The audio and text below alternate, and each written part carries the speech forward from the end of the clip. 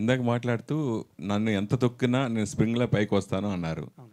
So అట్లా మీ కెరీర్కి comeback film ఇది ఖచ్చితంగా అవుతుందని ఐ రియలీ హోప్స్ అండి. నాకైతే నమ్మకం ఉంది. నా నమ్మకాన్ని నిలబడతారు అని మనస్ఫూర్తి కోరుకుంటున్నా. ఓకే, తొక్కాలనుకున్నారు అన్నారు. అసలు ఎవరు తొక్కే వాళ్ళు ఉంటారు అన్నానండి.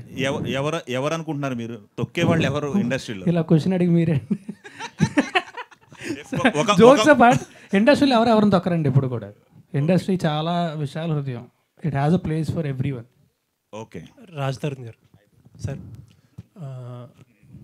యాక్చువల్లీ మీ కెరియర్ స్టార్టింగ్లో చాలా ప్రామిసింగ్ కెరియర్, మీరు మంచి మంచి సక్సెస్ఫుల్ చేశారు అది. బట్ లాస్ట్ ఫ్యూ ఇయర్స్లో ఎందుకు ఇలా బ్యాక్ టు బ్యాక్ ఫెయిల్యూర్స్ కంటే కూడా మీ సినిమాలు చాలా వరకు వచ్చి చాలా ఎప్పుడు వస్తున్నాయో ఎప్పుడు వెళ్తున్నాయో కూడా తెలియకుండా అన్నోటిస్డ్గా వెళ్ళిపోతున్నాయి. ఒకటి ఏంటంటే రెండు రీజన్స్ అండి. ఒకటి సినిమాలు అనుకున్నట్టు రాకపోవడం, జనాలకు అనుకున్నట్టు రీచ్ అవ్వకపోవడం, లేదా వాళ్ళకి అంత నచ్చకపోవడం ఒక రీజను. మధ్యలో ఏంటంటే కోవిడ్ వల్ల 2 సినిమాలు థియేటర్లు కూడా ఎవరు రాలేదు. అప్పుడు థియేటర్కి వెళ్ళట్లేదు అప్పట్లో. సో కోవిడ్ ఓపెన్ చేయగానే వెంటనే వచ్చాం మేము.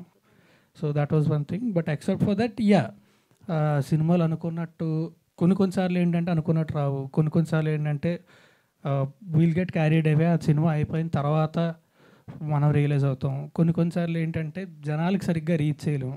కొన్నిసార్లు జనాలు నచ్చదు. Any which wise next time మళ్ళీ ఇంకో ప్రాజెక్ట్ చేసినప్పుడు కరెక్ట్ చేసుకోవాల్సిన బాధ్యత మాది. అంటే సినిమాలు సక్సెస్ ఫెయిల్యూర్ అవన్నీ ఓకే అండి, అందరికీ ఒక్కొక్కసారి డౌన్ ఫేజ్ వస్తుంది. But major problem with me సినిమాలు ఏంటంటే అన్నోటిస్డ్గా వెళ్తున్నాయి. అసలు సినిమాలు వచ్చినట్టు కూడా జనాలకు తెలియట్లేదు. అది ఎక్కడ ప్రాబ్లం ఉందనుకుంటున్నాను. అది నాకు తెలియదండి.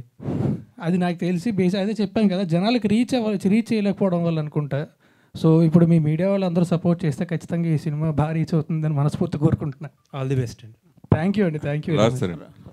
మొన్నటి వరకు మనకి మెయిన్ సినిమా రిలీజ్ రోజే కొన్ని గంటల్లోనే పైరసీ వచ్చేసి ఇబ్బంది పడుతున్న చాలామంది ఫీల్ అవుతారు. దానికి మీరు కూడా మీ సినిమాలు కూడా బలైపోయిన సినిమాలు కూడా చాలా ఉన్నాయి. ఇదివరకు కూడా మాట్లాడుకోవడం జరిగింది. సో అది రీసెంట్గా నిన్న అరెస్ట్ అయిన ఐబామ్ గురించి మీరు ఏం చెప్తారు?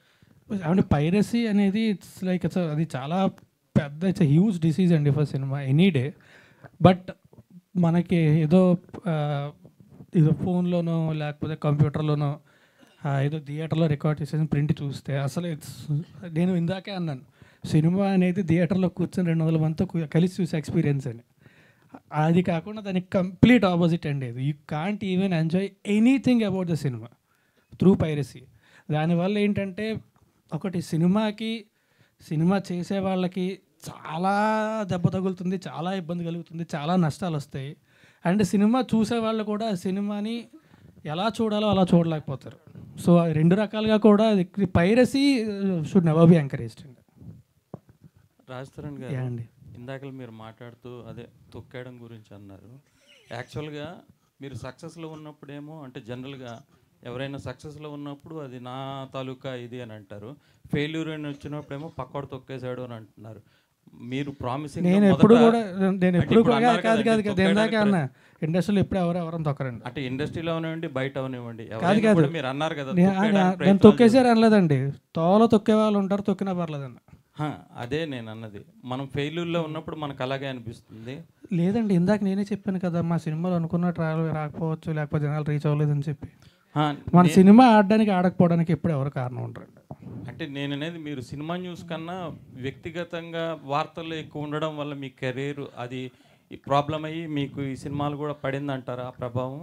కాదండి, నాకు తెలిసేది అయితే కాదు. సినిమా బాగుంటే సినిమాని చూస్తారండి ఎప్పుడైనా సరే.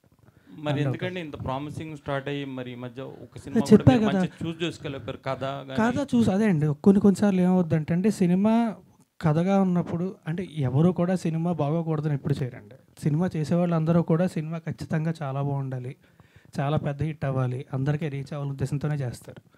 కొన్నిసార్లు మనకేంటంటే సినిమా చేసేటప్పుడు అంటే రకరకాల కారణాల వల్ల, సినిమా అంటే ఒక క్రాఫ్ట్ కాదు, 24 క్రాఫ్ట్లు, ఒక 100 మంది కలిసి పనిచేస్తారు.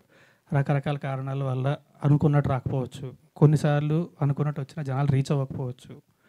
సో కొన్నిసార్లు అంటే మనం అనుకున్నది మనం చేసినా మేబీ జనాలు కావాల్సినది కాకపోవచ్చు. సో ఒక సినిమా ఆడడానికి ఆడకపోవడానికి అనేది చాలా కారణాలు ఉంటాయండి. సో ప్రతిసారి ఏంటంటే నెక్స్ట్ టైం ముందు చేసిన పొరపాటు చేయకుండా చూసుకోవడం వరకు మన బాధ్యత. అంటే సినిమాలో మీ ఇన్వాల్వ్మెంట్ ఎంతవరకు ఉంటుందండి? మీరు రైటర్ అని కూడా కదా? నేను రైటర్ని అంటే రైటర్ అంటే I right for my self అండి. నాకు నేను రాసుకుని పక్కన పెట్టుకుంటాను తప్ప నేను అంటే ఒకసారి స్క్రిప్ట్ విని నాకు నచ్చింది నేను చేస్తాను అని చెప్పిన తర్వాత అంటే ఎస్పెషల్లీ కామెడీకి ఏంటంటే ఇంప్రవైజేషన్స్ అనేవి ఎప్పుడు ఉంటాయండి. నా నుంచే కదా, అందరి దగ్గర నుంచి అందరు యాక్టర్స్ నుంచి కూడా కామెడీకి ఎప్పుడు ఆ టైమింగ్ ఇంప్రవైజేషన్స్ అనేవి ఉంటాయండి. అది తప్ప స్క్రిప్ట్లో అయితే నేను ఎక్కువ ఇన్వాల్వ్ అవ్వను. ఒక్కసారి నాకు ఓకే చేస్తున్నావు అన్న తర్వాత నాకు ఒకవేళ ఏమన్నా నాకు కరెక్షన్స్ కానీ ప్రాబ్లమ్స్ కానీ ఏమన్నా ఉంటే నేను స్క్రిప్ట్ విన్నప్పుడు చెప్తాను.